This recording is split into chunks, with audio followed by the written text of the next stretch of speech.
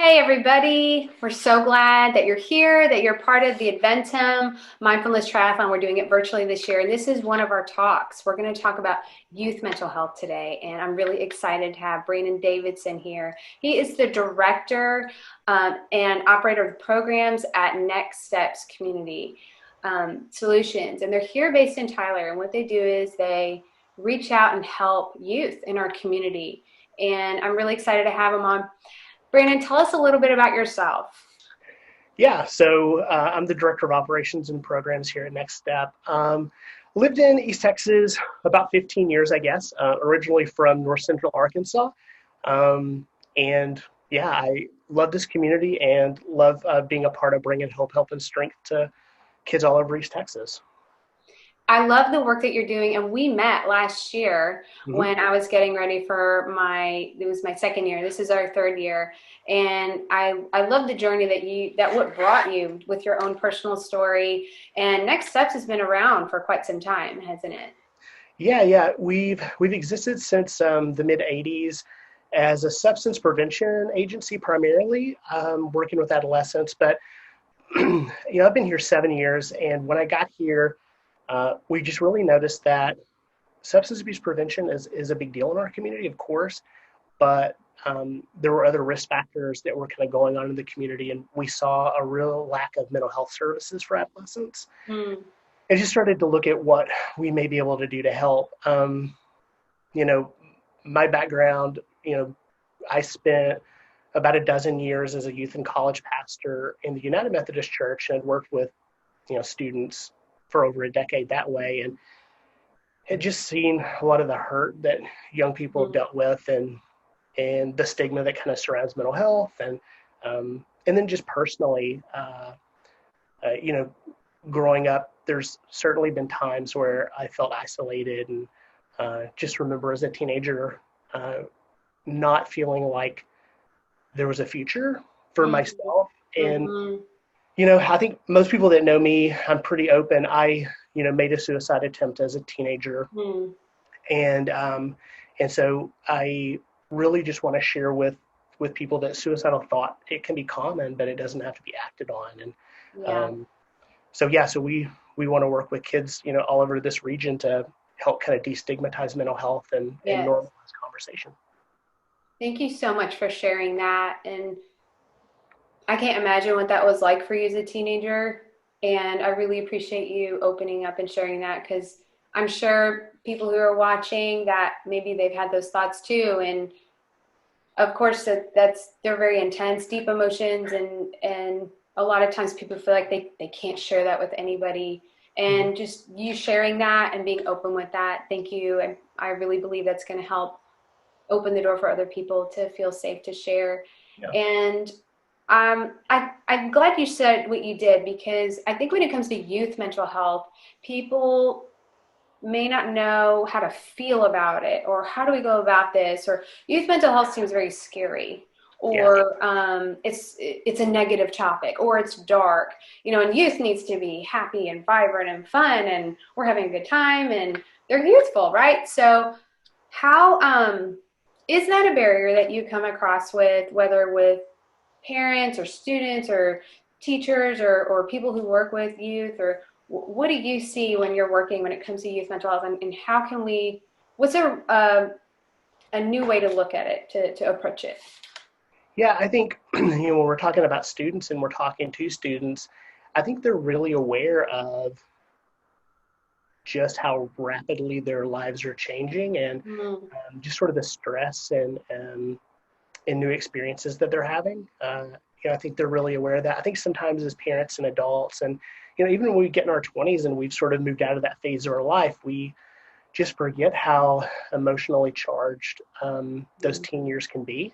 mm, And I think that's probably where a lot of the that sort of lack of understanding can happen is I think sometimes as parents and adults, we go, man, what is a mental health issue versus just like typical teenage? yeah. And so that's part of what we try to do. We try to educate adults on, what is typical adolescence versus things that are more problematic or things that would Sure. be a crisis. Yeah. No, that's So a great point. yeah, and Yeah, so for us, it's really how do we talk to the young people in our lives? Um, yeah. how do we gain their trust and be seen as trusted adults? Mm. That's so important. I learned that in my youth ministry days that students will gravitate towards the oldest person that takes them seriously. Oh, wow. So because they feel like they, when I think of like someone who's older, I think like wisdom Mhm. and maybe they're a little bit more relaxed, Mhm. because they understand the longer you live, the more you realize like, I don't have things figured out, and I'm sure someone would feel like, someone who's older, wiser has probably seen and heard a lot of things too. And so maybe it's not as intimidating to come to them. That's what I'm guessing. Is that Yeah, is that how they feel? I think so. I think so. And yeah, I think if the advice I would give to parents and to adults that have young people in their life is Yeah. uh, to not be afraid to ask questions and have vulnerable discussions, and um, uh, to it's okay to be vulnerable, especially for men, Mm.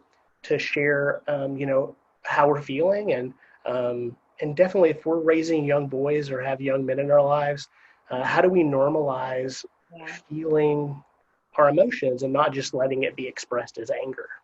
Yeah.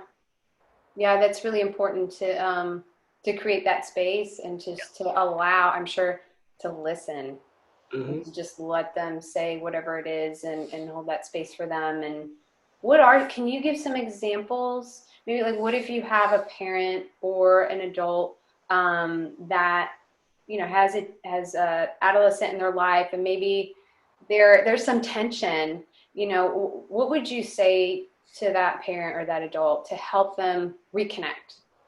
Yeah, I would say there's really five things that we can do when we're worried about the young people in our lives, right? So I think number one, we have to initially assess their risk for suicide. Um, Mm-hmm. so because if there's a risk for suicide, then we want to get them the help they need immediately. Yeah. I think that if we're ever in doubt, it's not our job to be like junior detective and try to like figure out, if this, do they really mean it? Are they trying to get attention? And I hear that a lot from adults. They'll Yeah. say, oh, this is just attention seeking behavior. And I always tell parents, give them attention, flood them with attention if you feel like that's what's going on. And so I think when we assess for risk of suicide, uh, I think it's important to actually ask the question, Mhm. um, are you thinking about killing yourself? Yeah. And be able to sit there. And if we get an answer of yes, then we need to immediately get them the help that they need, Mhm. immediately. Yeah. And but if not, if they aren't having suicidal thought, if they don't have a plan or a means, then I really think it's on us as adults to listen Mm. and to hold that space and not just listen, but listen non-judgmentally. Um,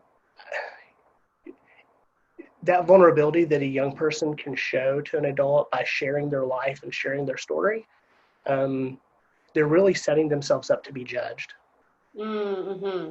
And if we if we come back, so they deal with heartbreak and they've experienced a breakup and this is really causing them some problems, and our response is to listen to that and say, well, when I was your age, here's what I did. Or, oh, there's plenty of other guys out there for you. Sure. Or we're actually minimizing Mm. that pain that they feel. And I mean, we're judging it, right? So we have to, Yeah. listen non-judgmentally. They may use language we're not comfortable with. Uh, they may they may not express things as logically as we would like them to, Yeah. and but we just have to sit there and hold that space and listen. And then once we've assessed that risk, once we've listened non-judgmentally, that's our opportunity to give reassurance and to give information, right? Mm-hmm. So if I'm talking to, so I have a fifth grader and a junior. My fifth grade son, my daughter's a junior at Legacy High, and when we have conversations and, I've got my sort of listening ears on and listening, um, a lot of that next step for me is normalizing what they're feeling, right? Yeah. Yeah, giving that reassurance that Yeah. other people feel this way. Mm-hmm. Super That's a validating. Yeah, very, Yeah. yeah. And I think, and you can, share your own how you feel about that at that time. But we got to remember, it's not about giving advice, which can be really hard. Um, Mm-hmm. it's just about being reassuring in that moment, and then giving them information. So if I knew I had a student that was suicidal Mm-hmm.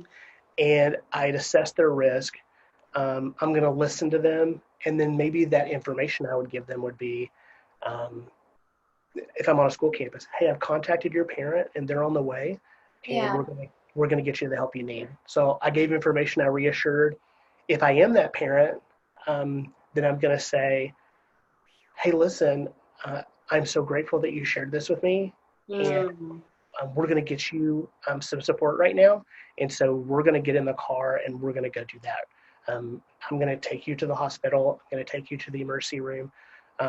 We're going to reach out to your therapist, whatever it is that we need to do to not go to sleep tonight without making a step towards getting them help.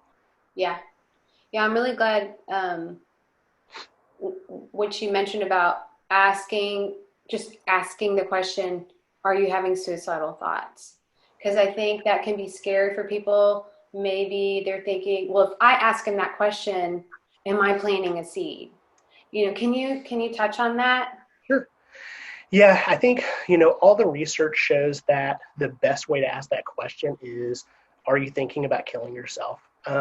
If you ask, are you thinking about hurting yourself? A teenager may have internalized that and said, actually, I hurt a lot, and Mm, um, I think that this will actually end my pain. Um, yeah. or are you thinking about doing something that you're going to regret?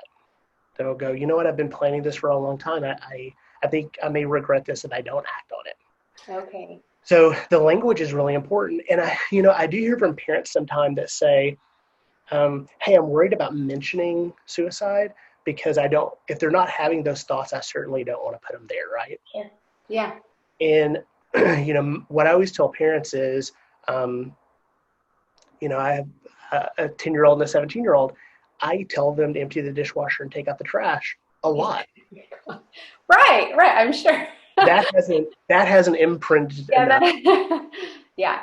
So I think it's so much more important for us to err on the side of having that critical conversation that may be a little difficult in that moment, Hmm. um, but asking that question is so much more important than not. Yeah. Do you think, would you say that an adult or a parent asking that question in a way demonstrates to the child or adolescent, that because you wouldn't ask that question unless you're ready to hear an answer, right? So I Right. wonder if that would kind of clear the air where it would allow them the opportunity, like, oh, they actually asked that, then they must really want to know. I can actually share this with them. Would you say that it kind of creates that, like, connect, like makes a bridge, like Yeah. bridges that? Yeah. And I think, I mean, this may sound counterintuitive. I know a lot of times, just being an adult, you push the elevator button and somebody walks up beside you. You're like, how's everything going? They're like, great. You're like, I am so glad they said great. Oh gosh, no, really, it's true. Yes. And so I think when we ask a loaded question that way, like, are you thinking about killing yourself? As an adult talking to a youth, you want that answer to be no, of course not. Yeah. But we have to be prepared for them to say yes. And I would even say, trust that instinct. If you ask that question and they say no, I've certainly been in situations where I've asked again. Oh, Uh, okay. Yeah. are you thinking about killing yourself? No. Okay. Here's some things I've seen that has Mm-hmm. this on my radar to ask the question. So I Mm-hmm. really just want to ask you again, are you thinking about killing yourself? Mm-hmm. Yeah, you know what, I have thought that. I'm not thinking it right now, but last week I did have that thought, right? Yeah. So yeah, continuing that convo is super important. Can you share some signs that parents or adults could be looking for, just for awareness? Sure. I think that, a lot of the signs are things that we're sort of classically trained to look for when we think of like depression in young people. Has their sleep schedule changed? Has their, Mhm. um, uh, are they eating more or less than they were before? Are they more or less irritable than they were?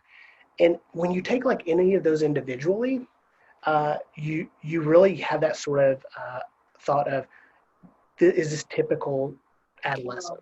yeah. Right? Like, oh yeah, they're sleeping more. Okay, they need more sleep. Or Yeah. they're eating more. Oh, they're growing. Yes.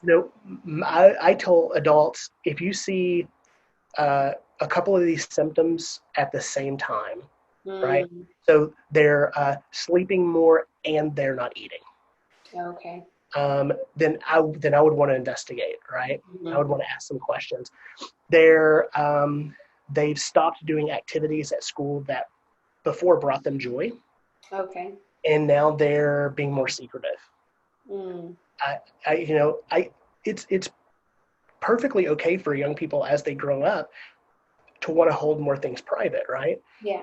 Um, but when things become secretive, and then we couple that with a loss of friendships, Mm, or new friends, um, or things that used to bring them joy, they they quit the tennis team, but now they're not doing anything. oh, wow. Okay. Yeah. It's normal as we get older for us to decide, hey, I'm not interested in band anymore, but now I'm going to put my interest into skateboarding. Oh, sure. Yeah. So trading one for another, it's when they start to lose interest in activities and not replace it with anything else. Oh, wow. Yeah. So So yeah, more, yeah, sorry. no, yeah. So be on the lookout for multiple symptoms kind of onset at the same time. Okay. Yeah, no, that's great because like you said, that has to be really hard to navigate with you. They're growing and they're changing, and like you said, there's a lot that they're experiencing emotionally, physically, and then just trying to navigate school and um, and now with social media, I mean, we didn't have that growing up. So could you touch on that? Does social media have an impact on their mental health and Sure. what do you I, I, see? I think, I may have sort of a counterpoint of view of a lot of people when it comes to social media. I Mhm. think personally, social media is sort of one of the best tools to help with our mental health, and also one of the worst. Yeah. Um, I so I see. So if I were a young person that was a part of the LGBTQ community, and I Mhm. was in very rural East Texas, it might be difficult for me to find a support system. Sure. But I have access to an online community that can support me and build me up. That can be unbelievably important, Yeah. right? Yeah. Um, but the counterpoint can be, there's some research that shows that just the color light that comes off of our phones Um, um, actually reduces empathy. oh, wow. And so social media can also, if you've hopped on any comment thread on any local news Facebook page, you've Mhm. seen the worst things in the world, Oh, right? sure. Yeah. um, so yeah, I think social media can be a really destructive place. um, and I think as adults it's important to know what our students habits are online. Yeah. Do they have kind of good digital hygiene that way? Mhm. And and setting appropriate limits for them, I think it can be constructive. And I think especially in the world we live in now with us being physically distant, Yeah. it's important to find ways to connect socially. Yeah. I mean, what Yeah. we're doing right now. Absolutely. Yes. Yes. And so, kind of shifting gears here, what does it look like when you guys are on a school campus? Yeah, What does it look like with next steps? right. So we want to remove all barriers for kids Mhm. that need care. So we know that in East Texas, if a young person is on a school campus and we're not there, our agency doesn't work with them, then if the guidance counselor or school nurse or somebody notices a student needs a referral for mental health, they maybe contact that parent, they make a referral, but they don't ever really know if the student gets the care they need. And Okay. often there's a really long waiting list for a student to get care with an outside provider. So about 6 years ago, we came up with the idea that we would hire a professional counselor, and we would pilot it on a couple of school campuses and a juvenile probation office. We saw maybe 35 kids that first year, 40 kids. Last year, we worked with just under 900 students Wow. that we provided one-on-one mental health counseling for. In the 6.5 years we've been on campus, we've worked with almost 2,500 students. That's amazing. And we do that by putting that counselor right on their school campus. Wow. Parents don't have to miss work. We don't fool with insurance. Okay. Kids come out of one class period. Oftentimes it's not a core class, it may be an elective. Okay. And we can see them right on campus, and we can shrink that wait time from months down to last year it was about 6.5 days. Wow, that's incredible. Wow, you guys are really making it accessible. I mean, that's awesome. We hope so. I mean, Yeah. like I said, it was about 900 students last year. That was on 48 school campuses in East Wow. Texas. We're on every Tyler ISD middle school and high school. But we're currently only reaching about 2% of the total need. Wow. So there's a lot of, we know Yeah. from talking to students and doing the research that between 1 in 5 and 1 in 3 students, they'll have a mental health crisis this year that could be benefited by having mental health counseling. If you take some of our largest high schools in Tyler, they're over 2,000 students. Mm-hmm. So you would say, well, there's potentially on the low end 400 students that could benefit. Wow. And if you just said 2 high schools, there's 800 students that could benefit. Well, Yeah. that's almost the totality of the students we saw last year that Yeah. were on 15 different school districts. So the need is large. We're doing our part, but we have to continue to find ways to meet kids where they are. And that's why we've not only do that individual counseling, but we've added a layer where now we train adults. Just like I talked about earlier, here's the ways that we can sort of assess, listen, give information, encourage. We do trainings with school staffs. We've trained about 500 in how to identify at-risk youth and refer them. We've done that. And then this last year, we piloted a program at Tyler Legacy that's a suicide prevention program that's designed to build resiliency in young people. I shared my story at the beginning about making an attempt as a teenager. Yeah. I think oftentimes when we share with youth, it feels like a sad shock trauma story. Mm-hmm. And if we ask teenagers, what are the signs and symptoms for suicide? They can list them. Wow. But when we say, what are the things that bring hope? It's harder for them to list those. Who are the trusted adults? It's harder to list those. Who are mentors in the community? Harder to list those. So we want to normalize those, what we call sources of strength, and really kind of permeate an entire campus so that students, when they need help, they know where to go. So we piloted the last year at Legacy, and we're taking that program to 8 additional districts this year. Wow, that's incredible. And so what does that look like on the campus? Are you going to classes and teaching classes? Here are the sources of strength and giving examples, and what does that look like? So it's multi-layered. So initially what we do is we take a cross-section of the student body. We want it to look like the Breakfast Club. Like, oh, love it. You know what I mean? That's so great. Like the most diverse student group, Yes. Race, ethnicity, Yes. gender identity, sexual orientation, every source socioeconomic. And we had about 60 students at Tyler Legacy, and we talked to admin, and they're like, wow, this is the most diverse student group we've ever put together. Awesome. And everybody was a little nervous. They're like, okay, what kind of chemistry experiment do we have going on here? And we got them in a room, and we really just started talking about what are the things that lift your spirits? And what are the hard parts of life? for you being a teenager. And if we look at these sources of strength, do you think that there's some of these sources of strength that could have helped you in times of crisis? Mm, And really exchanging those sad shock trauma stories for stories of hope, help, and strength. that's awesome. And so we first normalize that conversation, right? And then we also normalize help-seeking behavior. Um, so one of the sources of strength is trusted adults. So we'll have those 60 students at Legacy. They'll do campaigns on campus that normalize, hey, who are the trusted adults at Legacy? Oh, cool. And they'll have art displays that say, hey, Miss Black is one of the trusted adults, Mm, right? And so a student may walk by and go, oh, I actually don't have a trusted adult, but now I know that Miss Black is a trusted adult. wow, that's cool. And one thing we're working on is how do we identify those teachers, right? Do we put some sort of designation on their door that lets students know this is a trusted adult? Mm-hmm. Um, there's others, healthy activities. Just being on a sports team is a protective factor for young people.